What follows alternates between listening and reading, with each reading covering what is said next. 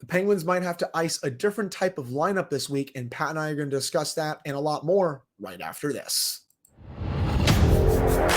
You're Locked On Penguins, your daily podcast on the Pittsburgh Penguins, part of the Locked On Podcast Network. Your team every day.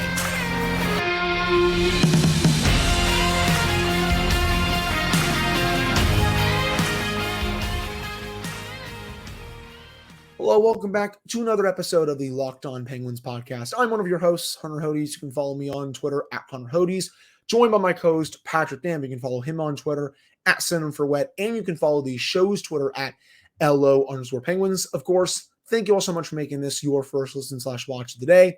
We are free and available on all platforms. And finally, today's episode is brought to you by FanDuel. Make every moment more.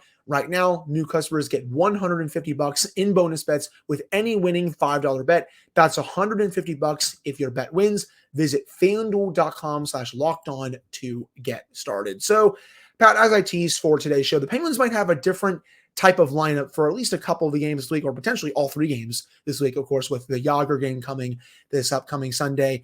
And that is the Penguins might have to go 11 forwards and 7 defensemen. And that's because Acciari Harkins was placed on injured reserve on Monday. He has been diagnosed with a concussion. Hopefully, all is well with him. He got a pretty scary hit into the boards in that game against Winnipeg. He didn't really play for that second half of that game. Again, hope all is well with him. But you look at cap friendly right now. This team has $20,000 in cap space. They really do not have any room to call up anyone from Wilkes-Barre right now, unless a corresponding move is made, like maybe moving Acciari to IR or long-term injured reserve. So if they don't do that, they're going to have to play with 11 forwards and 7 defensemen. So the Penguins have that for this week, considering how up a creek they are with the playoff race right now. Yeah, and I mean, I think, like you kind of said, they may have to do it all week. If that's the case, and that's the kind of concussion Noel Acciari has, it might just be in his best interest to put him on IR. Simply put, if you know you're going to miss him for the week, then at this point, it makes more sense to put him on IR and call up, say, Valtteri Puustinen and get him back into the lineup without Acciari available. If it's, and I know that concussions are very difficult to diagnose, to manage, to recover from. I have had multiple in my life throughout my hockey playing career. So I know that there can be days where you wake up and everything feels clear and you're good to go. And then as soon as your feet touch the ground, it comes back. I know there are ones that debilitate you for days, and no concussion is made the same. They are all extremely different. They all are very extremely serious because you only get one brain and there's no replacing it. So if it seems like he may only be down for tomorrow night, then you can bite the bullet and go 11-7, maybe put some more onus on your top 6, which might not be the worst thing right now, especially if you put a guy like Rickard Rakell back up there, as we talked about yesterday. And it could really, it could just be a stall just to wait for this guy to get back. But if it looks like he's going to be gone for the week, put him on IR, get Puustinen in a car, and get him back up to Pittsburgh. Yeah, that's the thing. And I don't think he's going to be available for the first 2 games of the week, the game against Florida at home on Wednesday, and then the game at Chicago on Thursday. Now, he could be available for the game on Sunday. He has started to skate a little bit before practice this week, so that is great news. It seems like he's recovering decently well from it. But even I think if it's just these 2 games that he has to miss, I still feel like it's in their best interest to put him on IR and call someone up. So you're going 12 forward, 6 defensemen and not going 11-7. I honestly hate 11-7 for not just the Penguins. I think any team. It's just it just feels clunky. It feels uncomfortable. I just have never been a fan of that at all. So I hope that at the very least, if he misses these 2 games, they're able to call someone up and put Acciari on IR so they'll have room to do it. It depends upon how a team is built. The way I look at it with 11-7, if you have more, and we talked about this yesterday, this team doesn't have a ton of depth in general.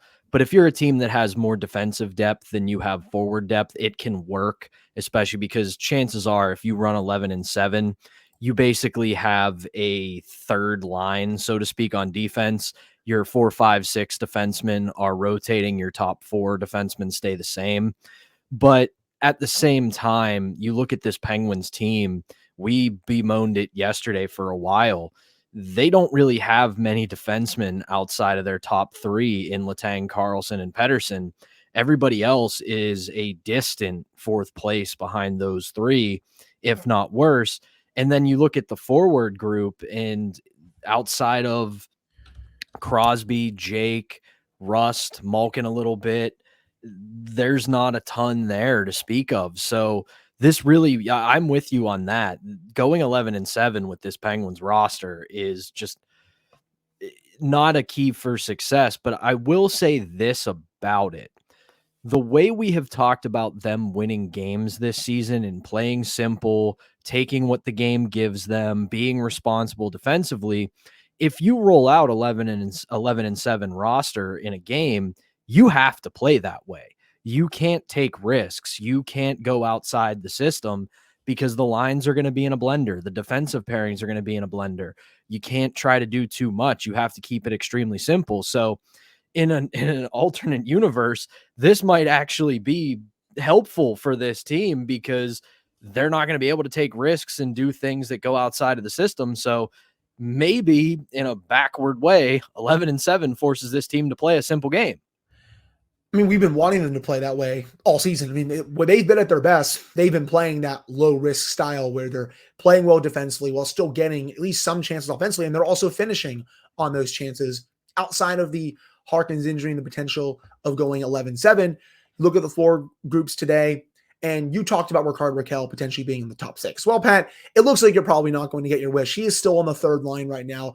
I mean, I don't know what you can do with Rakell at this point, to be honest. I was saying this to a couple of people the other day. I know people want him to play on Sidney Crosby's wing or Gino's wing because you're at least putting him with players who can get something out of him, but no one has been able to get anything out of him, I feel like, this season.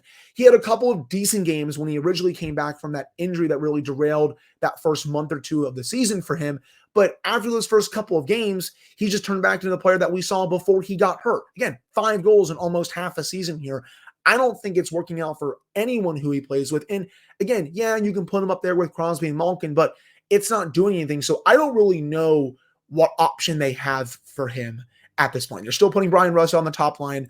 Puljujarvi is getting a look with Malkin and Riley Smith. I actually don't mind Puljujarvi getting a look on Gino's line. I think Puljujarvi has played 2 really solid games, looking like at least a decent depth option for this team. But in terms of Rakell, there's really no answer here just because he's not playing well with any line this year. The biggest issue with Rickard Rakell, because I remember, if you remember last season, he did slump for a little bit around the midway point, but he was getting chances. They just weren't going in. This is the problem this year, is the chances aren't even there. I say this all the time on this pod, in my writing, when I was a coach.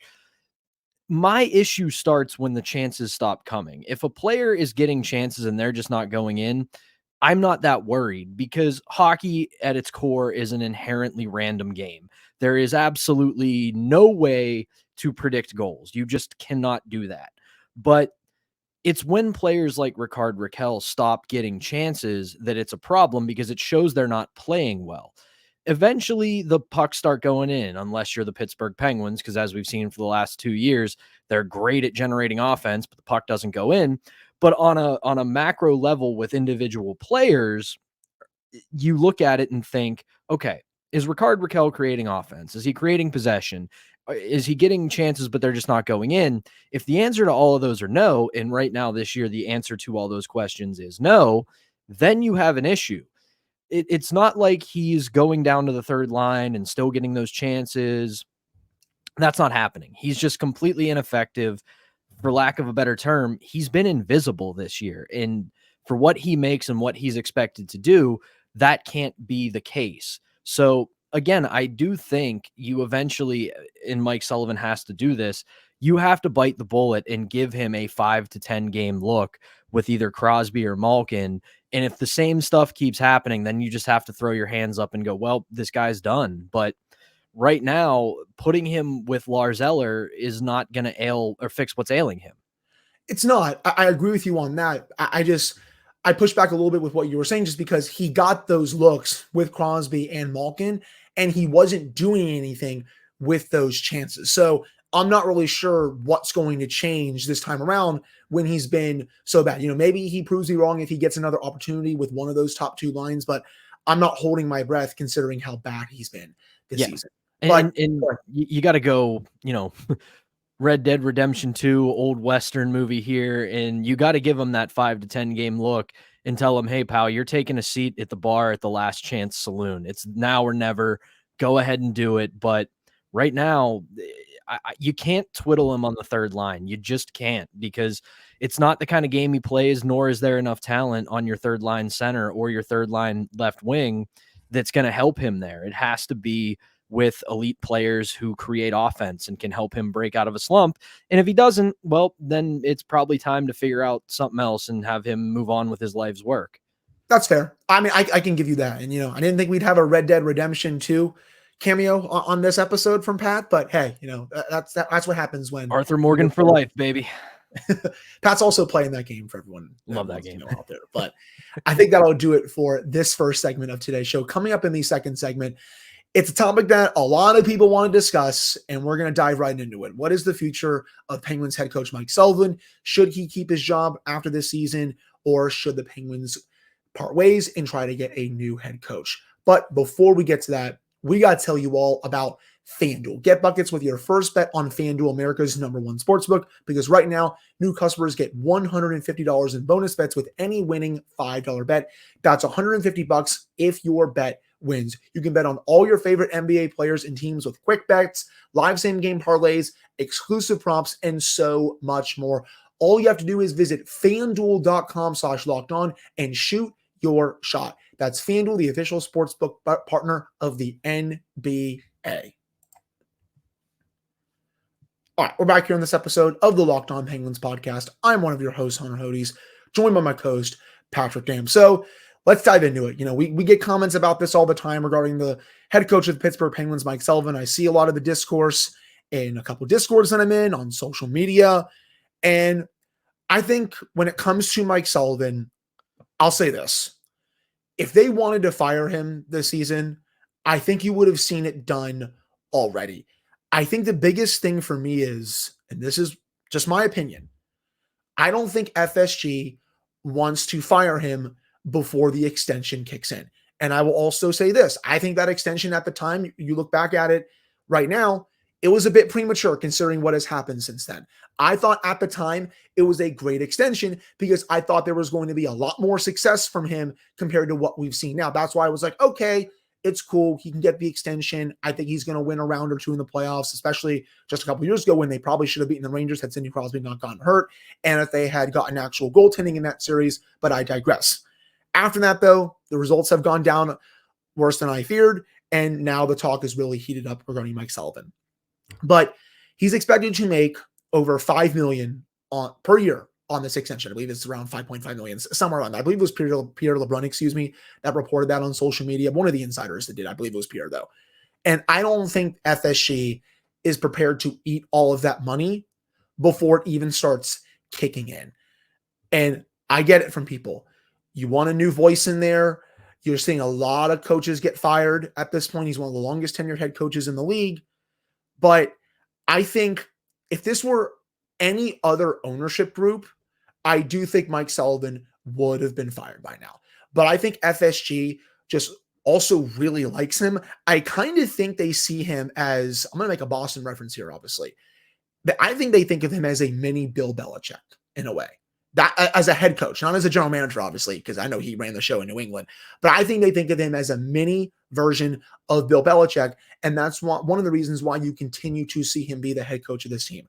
Another reason why I think he is still the head coach is because of his relationship with Sidney Crosby. It's been widely reported by a lot of people who cover this team on a full-time basis that Sid and Mike Sullivan are very close. And I don't know if he would want to play for another head coach at this point in his career as a Pittsburgh Penguin, but I also think him being close to Sullivan plays into him still being the head coach of this team.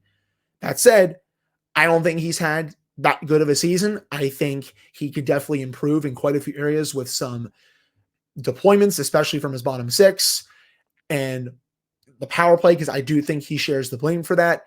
But at the end of the day, I'm putting more of the blame for some of the failures over the offseason on Kyle Dubas compared to some of the moves he made over Mike Sullivan, because when I look back at some of the bottom sixes he's had over the years, they've been able to score more than this. And the biggest thing from Kyle Dubas coming out of Toronto, one of the biggest things that I remember reading was that his inability to build not as good depth around some of the top players. And you're kind of seeing that here as well. Again, I'm not saying Mike Sullivan is like, the worst head coach of all time. I'm not saying he's the best head coach of all time. I'm just saying that I do think there are valid reasons to why this organization has not let go of him yet, even though I totally understand why fans want to see a new voice behind the bench. I know that was a very long-winded answer to this, but I felt like I had to say it. I was going to say there, save some takes for me. Geez, because like you kind of hit on all the points I wanted to hit on as well. I will say this.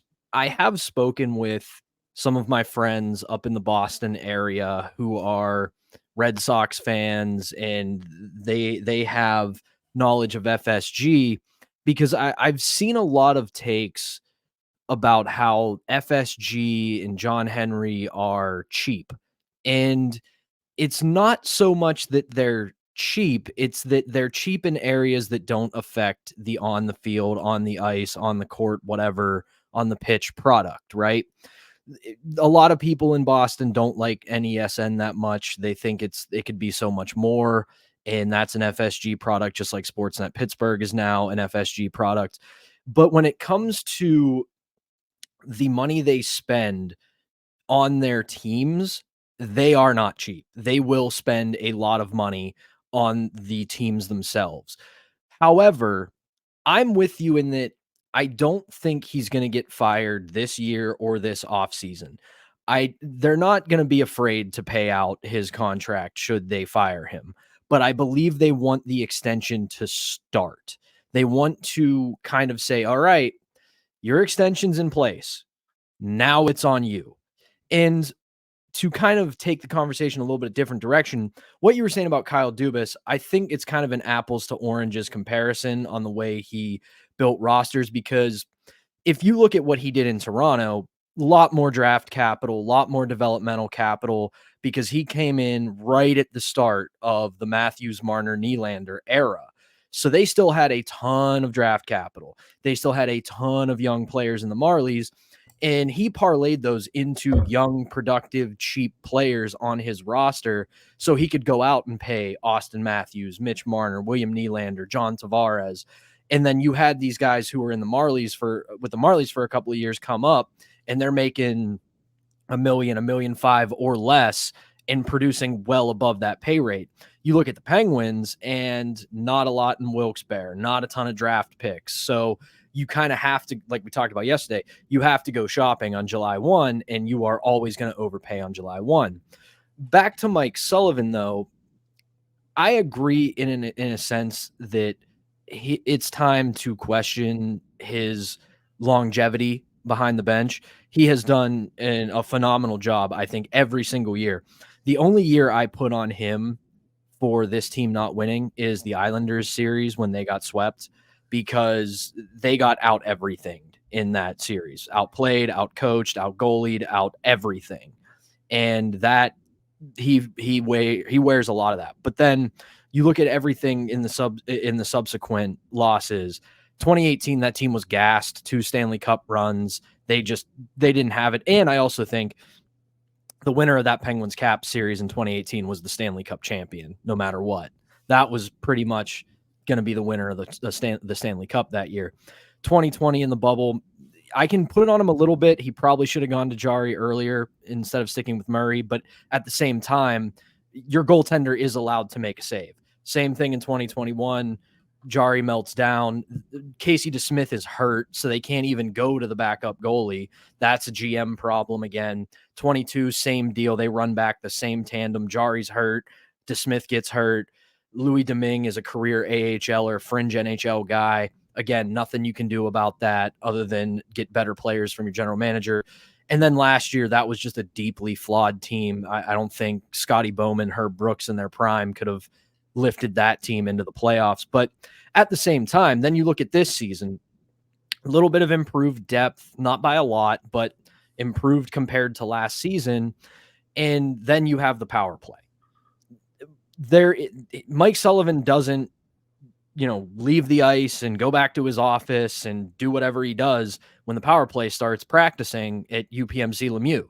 He's part of it, and he has to wear some of that as well. So I do think that, to make a long belabored point here, FSG is going to let the extension start next year, but the minute the NHL season calendar flips to 24-25, he is going to be under a microscope, regardless of what happens the rest of this year, because once the calendar flips and the extension starts, like I said, FSG is cheap around the margins, but not cheap when it comes to the teams themselves.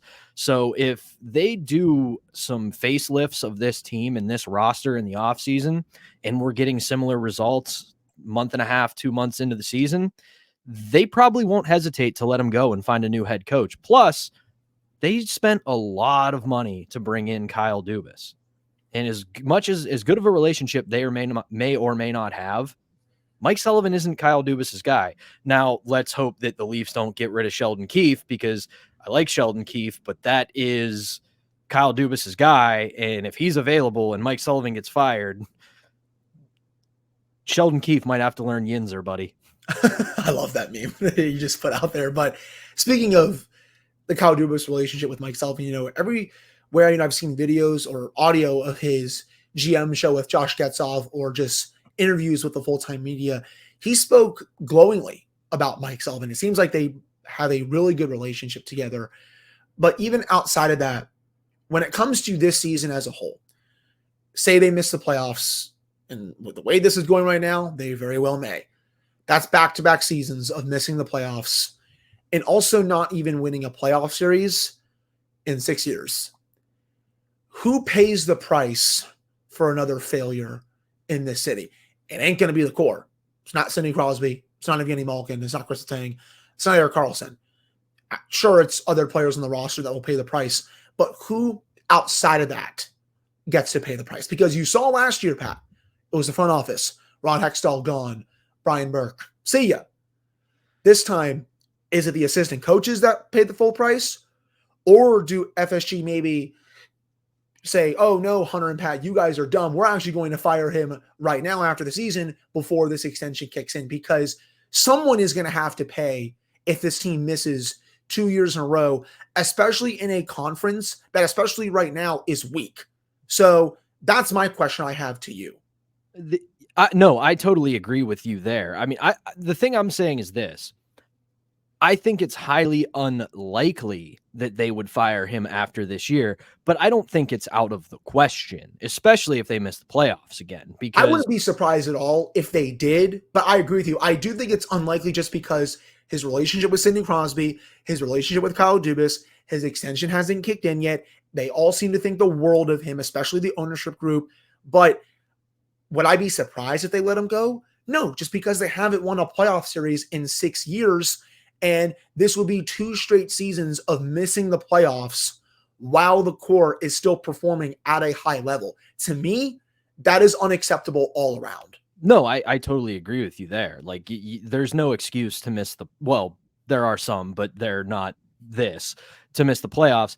The other thing I also kind of want to touch on it real quick before we move on is the whole everyone speaks glowingly of him. Now, we know that FSG has been speaking glowingly of him pre-Kyle Dubas, and Kyle Dubas is speaking glowingly of him now. It would be bad business to go out there and bury your head coach publicly. Like, he's not going to come out and say, like, oh, Mike Sullivan wasn't my guy. I don't know about him. I'm still evaluating, blah, blah, blah, because that is not conducive to success. It's just not. And similar to how I say this stuff about head coaches, where, pro athletes a full-time job now, guys aren't going to work a shift at the mill after the game. This is their full-time job. They are the 1% of the 1%. So getting the hard-ass coach that cracks the whip every single day isn't going to really make that much of a difference. At the same time, it applies to coaches and management. You should be critical when it calls for it. I've said that on this show before, that I think it's long past time for Mike Sullivan to give this team a kick in the behind and maybe call some players out, maybe not be a jerk about it, but say like, hey, the way we're playing is unacceptable. The way the power play is failing is completely unacceptable.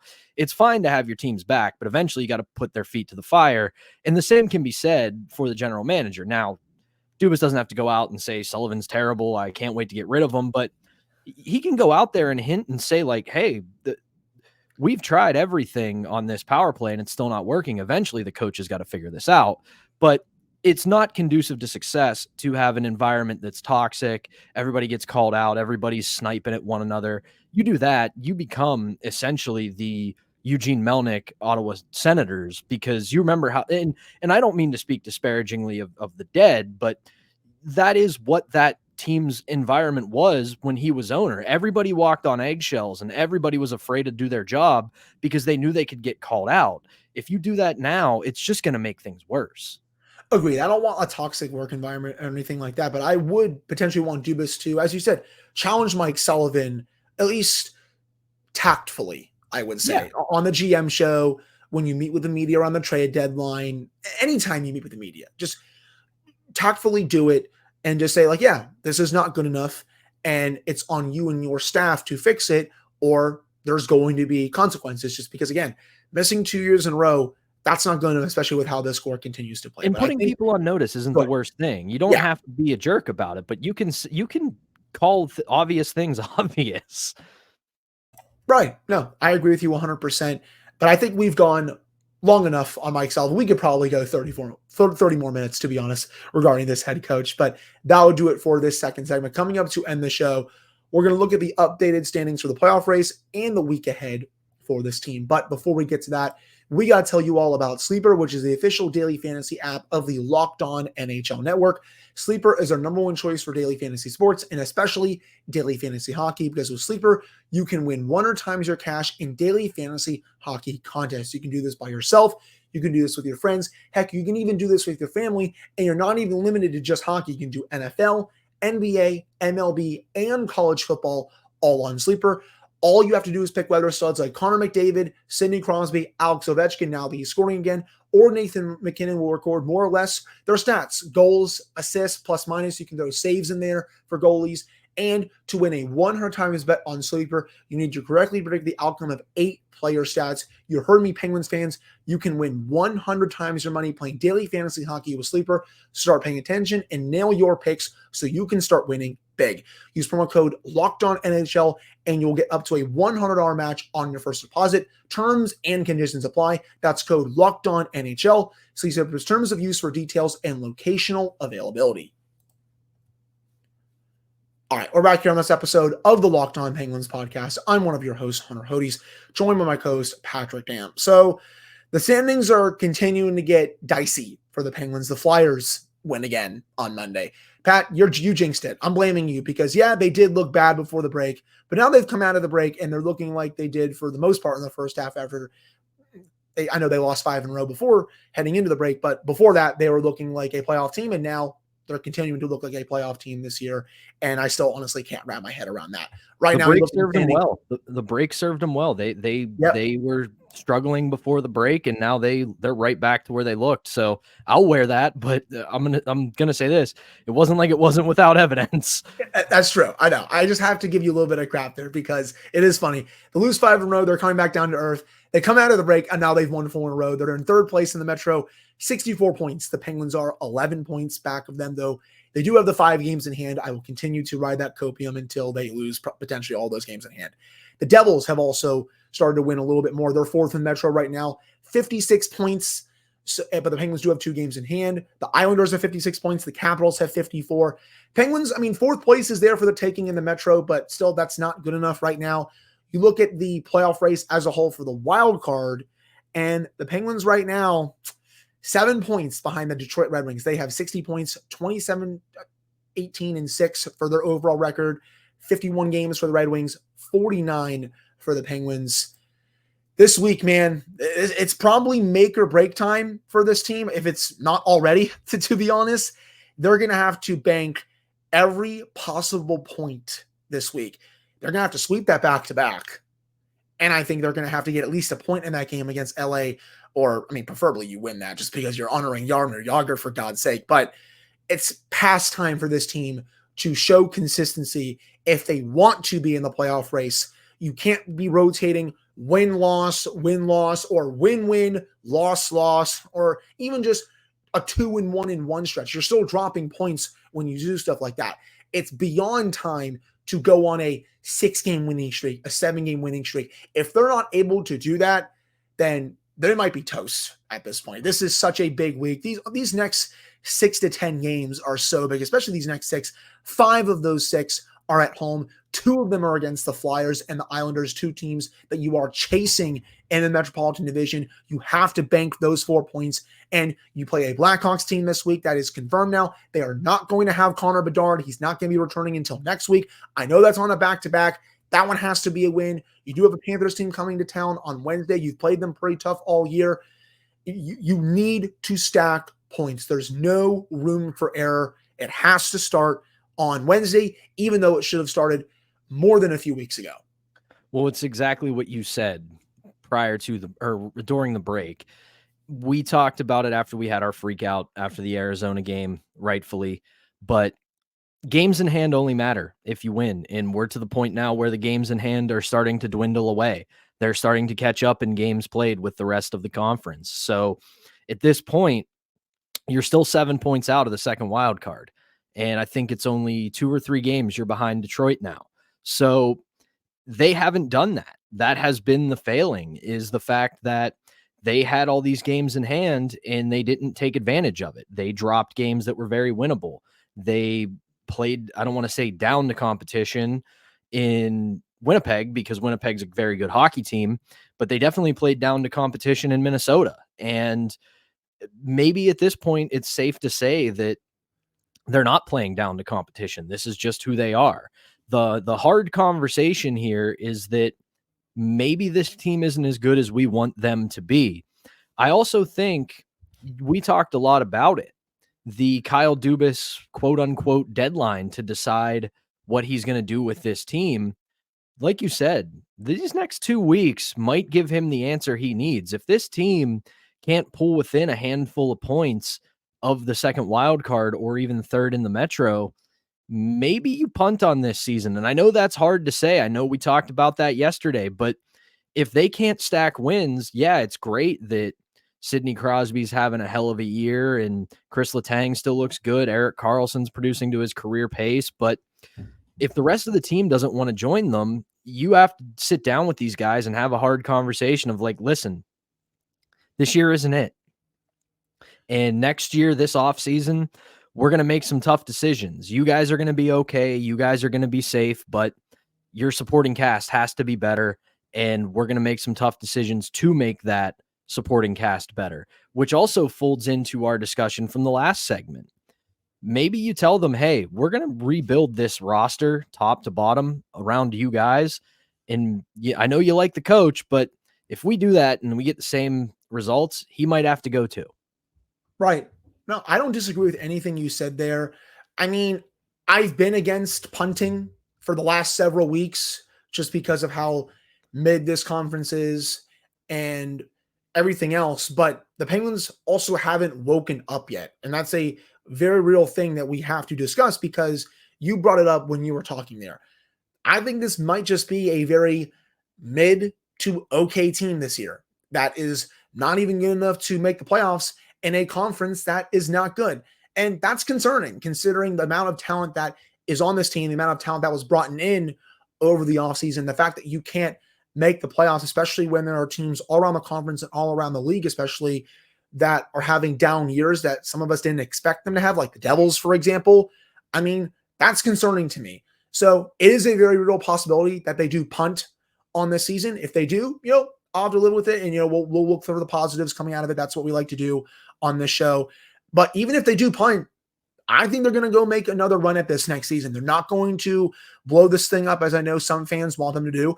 They're going to give this another go at it next year, even though this core is going to be another year older. I don't think they're just going to start the rebuild before it's necessary. I think they're going to go all in again next year, and until these players show that maybe they're slowing down a little bit. But overall, for this season at least, the run should have started a few weeks ago, as I said. But I know it hasn't. But if they have any chance of getting back into even sniffing top 3 in the Metro or fully getting back in the playoff race, it has to start on Wednesday at home against one of the better teams in the conference. But I think that'll do it for this episode of the Locked On Penguins podcast. Thank you all so much for tuning in, whether you're listening to it or whether you're watching on YouTube. Pat and I will be back with another episode for you all on Wednesday to preview the game against the Florida Panthers.